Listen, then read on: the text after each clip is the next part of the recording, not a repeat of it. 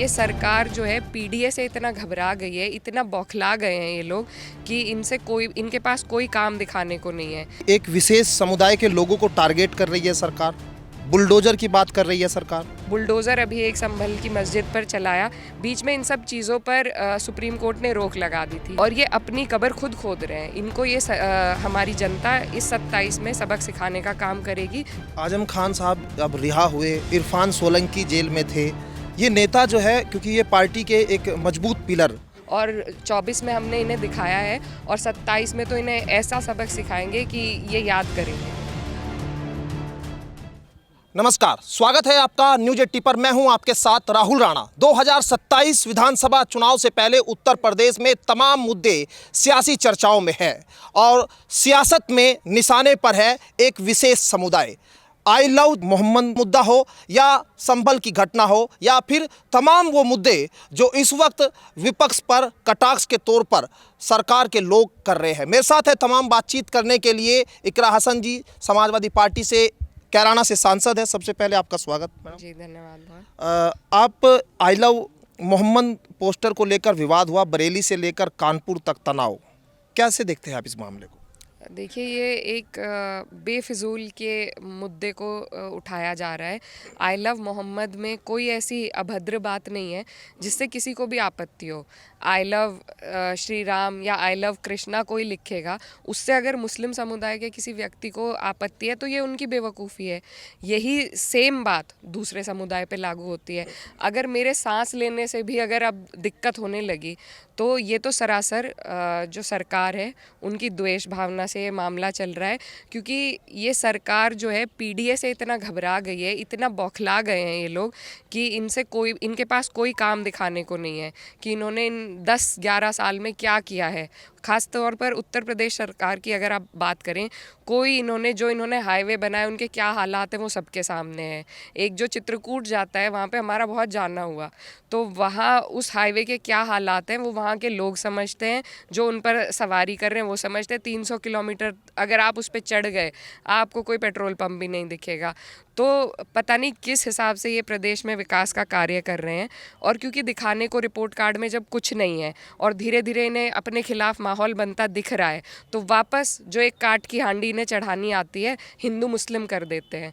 तो ये एक सिर्फ पैगंबर मोहम्मद साहब एक ऐसे व्यक्ति रहे हैं जिनको दुनिया भर में जिन्हें माना जाता है, जिन्होंने सबको पीस का संदेश दिया है। ऐसे व्यक्ति के लिए अगर कोई प्यार के संदेश दे रहा है तो उसमें क्या किसी को आपत्ति होनी चाहिए? ये सरकार ना तो कानून व्यवस्था चलाने जानती है और ना ये संविधान को समझते हैं।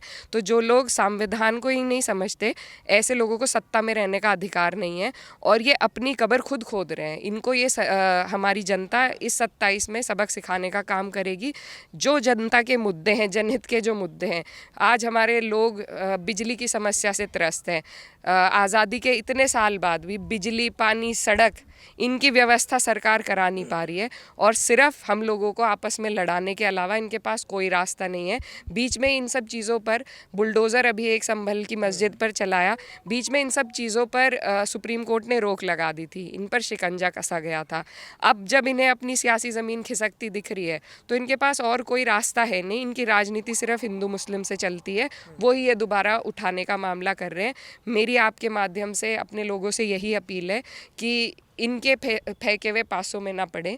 ये जो भी कह रहे हैं इन्हें करने दीजिए। हमें सब्र और संयम से काम लेना है और सब्र करने वाले के साथ ऊपर वाला होता है और हमें पूरी उम्मीद है कि इस सरकार को जड़ से उखाड़ के फेंकेंगे हम 27 में। आप जिस तरह से कह रहे हैं कि एक विशेष समुदाय के लोगों को टारगेट कर रही है सरकार, बुलडोजर की बात कर रही है सरकार, क्योंकि पीडीए इतना मजबूत होता जा रहा है कि ये सरकार डर गई है। अब एक विशेष समुदाय नहीं रहा है। अब जितने भी लोग प्रताड़ित हैं, पीड़ित हैं इस सरकार से, वो सब एकजुट हो रहे हैं, उनकी एकता बढ़ती जा रही है। तो उसमें टारगेट करके एक कम्युनिटी को ये अलग करना चाह रहे हैं। लेकिन अब इनकी ये जो पॉलिसी है ये चलेगी नहीं। अब हर आदमी जो इनसे परेशान है, 36 बिरादरी हमारे साथ है, पीडीए के साथ है, समाजवादी पार्टी के साथ है और 24 में हमने इन्हें दिखाया है और 27 में तो इन्हें ऐसा सबक सिखाएंगे कि ये याद करेंगे। आजम खान साहब अब रिहा हुए, इरफान सोलंकी जेल में थे। ये नेता जो है, क्योंकि ये पार्टी के एक मजबूत पिलर अब बाहर आए हैं, कैसे देखते हैं अब आगे 2027 में क्या रहेगी रणनीति आगे? देखिए, इतनी बड़ी कठिनाई को पार करने के बाद ऊपर वाले का बहुत शुक्र है कि आज वो लोग रिहा हुए हैं, और हम अपने देश की न्यायपालिका का भी धन्यवाद करते हैं कि आखिरकार इंसाफ की जीत हुई, और इतने लंबे वक्त में वनवास काटने के बाद हमारे आज़म खान साहब, इरफान सोलंकी साहब बाहर आए हैं। तो ये तमाचा इस सरकार के मुंह पे, और इस सरकार ने लगातार ऐसे लोगों को जो मजबूत अपनी समाज में लीडरशिप रखते थे, उन पे ज़बरदस्ती झूठे आरोप थोप कर उन पर कार्रवाई करी है। मेरे भाई के साथ भी ऐसा ही हुआ था, लेकिन जो झूठ है वो ज़्यादा दिन तक नहीं चलता, और आज वो लोग हमारे बीच हैं। ये खुशी की बात है, और इससे पार्टी को मजबूती मिलेगी, और हमें उम्मीद है कि आज़म खान साहब पार्टी का नेतृत्व करके हमें 27 में जीत दिलाने का काम करेंगे। आप कैराना से सांसद हैं और शामली जिले में केंद्रीय विद्यालय की औपचारिक घोषणा हुई और इसका श्रेय राष्ट्रीय लोकदल ने लिया। आपने भी अपनी स्पीच में कहा था केंद्रीय विद्यालय की मांग की थी। जी, देखिए, एक क्षेत्र से कई जनप्रतिनिधि इलेक्ट होते हैं, उसमें सांसद हैं, विधायक हैं, और ज़िला पंचायत सदस्य होते हैं, प्रमुख हैं, प्रधान हैं। सभी लोग अपने क्षेत्र के विकास के लिए प्रयास करते हैं, और मेरी जो मेडन स्पीच थी पार्लियामेंट में वो शिक्षा के ऊपर थी, और उसमें मैंने मांग उठाई थी माँ शाकुंभरी देवी यूनिवर्सिटी के लिए फ़ंड्स की, यहाँ पर केंद्रीय विद्यालय की, एक यहाँ पर डिग्री कॉलेज की महिलाओं के लिए। तो तमाम मांगे हमने उठाई हैं। हमने भी धर्मेंद्र प्रधान जी से भी मेरी मुलाकात हुई थी, उनसे भी उन्हें भी अवगत कराया था अपनी मांगों से। तो मेरे प्रयास से हुआ हो या जयंत जी के प्रयास से हुआ हो, हमारे क्षेत्र का भला होना चाहिए, और हमें इस बात की खुशी है कि हमारे क्षेत्र में काम हो रहा है।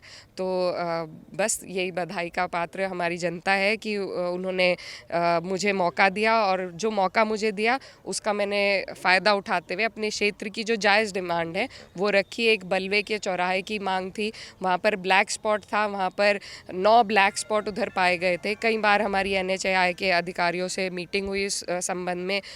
मैंने गडकरी जी से मुलाकात करी, उन्हें अवगत कराया, और अब उसके फलस्वरूप ये हुआ है कि वहाँ पर एक ओवरब्रिज के लिए उन्होंने प्रस्ताव पारित किया है। तो उम्मीद है जल्द से जल्द वो भी कार्य और केंद्रीय विद्यालय का भी कार्य होगा। कई नेता कहते थे कि नेता बदल जाते लेकिन जनता रहती है, देश रहना चाहिए। तो काम होना चाहिए और देश आगे बढ़ना चाहिए। श्रेय जो ले रहे हैं वो लेते रहें, जो जनता जानती है कि कौन काम कर रहा है और कौन नहीं। क्योंकि श्रेय की राजनीति होती है हमेशा। 27 में चुनाव है, और आप लोग भी कहेंगे कि हमने, हमारे कहने से जो है केंद्रीय विद्यालय मिल रहा है, उधर रालोद के लोग कहेंगे कि हमने पत्र लिखा था। ये मतलब इसका जनता से है। बिल्कुल, देखिए, जनता समझदार है, और जनता सब चीज़ों से अवगत रहती है कि किसने क्या करा है और कौन कितना कर पा रहा है और किसकी कितनी हद और सीमाएं हैं। अगर मेरा कार्यभार केंद्र सरकार से संबंधित है तो वहाँ की योजनाओं में हमारा भी प्रयास है। जो राज्य के योजनाएं आती हैं उसमें यहाँ के विधायकों का योगदान रहता है, उसमें कोई दो राय नहीं है। तो केंद्र के कार्यभार में भी अगर, जबकि ये रिकॉर्डेड है, वीडियो है, इसका प्रूफ है, सब कुछ है, तो वो जनता समझदार है, मुझे कुछ कहने की ज़रूरत नहीं है, वो अपने आप इसका निर्णय लेंगे। आपका इशारा इस ओर है कि भाई केंद्र के जो कार्य सांसद उठाते हैं और राज्य के जो कार्य है वो विधानसभा में उठाए, यानी जो केंद्रीय विद्यालय है इसमें आपका अहम रोल आप भी मानती है? देखिए, मैं कुछ नहीं अपने मुंह से कहना चाहती। मुझे जो मौका मिला था उसमें मैंने, क्योंकि ये मेरे क्षेत्र की एक जायज़ डिमांड थी, मैंने रखी थी। अब वो आज वो जायज़ डिमांड पूरी हो रही है, तो इस बात की मुझे खुशी है। बाकी जो इसका इस ओछी राजनीति में मैं पढ़ना नहीं चाहती। काम होना चाहिए हमारे क्षेत्र में, और काम हो रहा है, उसमें हमारा भी योगदान है। शुक्रिया बातचीत करने के लिए। और सांसद कैराना से इकरा हसन जी साफ तौर पर निशाना तो नहीं साध रही, लेकिन ये भी जरूर कहते हुए दिखाई दे रही है कि जो केंद्र के काम है उनका भी इस पूरे केंद्रीय विद्यालय में योगदान, और उत्तर प्रदेश की राजनीति को लेकर भी उन्होंने सरकार पर निशाना साधा। मेरे सहयोगी गौरव राठी के साथ मैं राहुल राणा, न्यूज़ 18 कैराना।